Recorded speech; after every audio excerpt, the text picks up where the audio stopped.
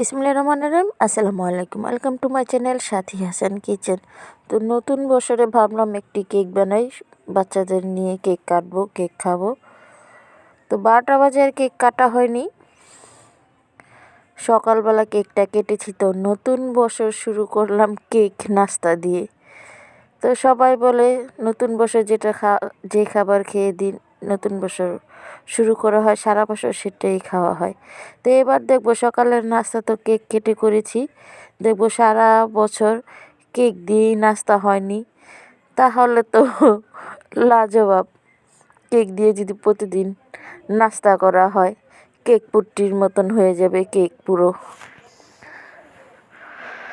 ভাতের বদলে কেক, নাস্তার বদলে কেক, এত কেক কি ভালো লাগেনি।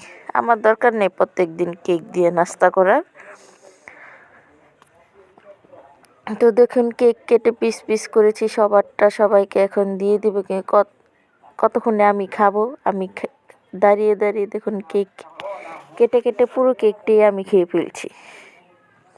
আর কেকটা এত মজা হয়েছে, চকলেট আর ফ্লেভার দেওয়া হয়েছে, সাথে চকলেটও দেওয়া হয়েছে। আমি ভ্যানিলা আর চকলেট একসাথে মিক্স করে কেকটা বানিয়েছি। ঘরে বানিয়েছি, নিজের মন মতন করে বানিয়েছি, যাতে হেলদি বেশি থাকে।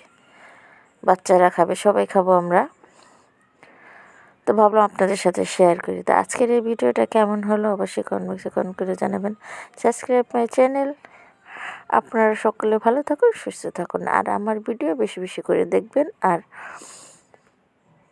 শেয়ার করবেন। তো এখান থেকেই বিদায় নিচ্ছি। আল্লাহ হাফেজ, আসসালামু আলাইকুম।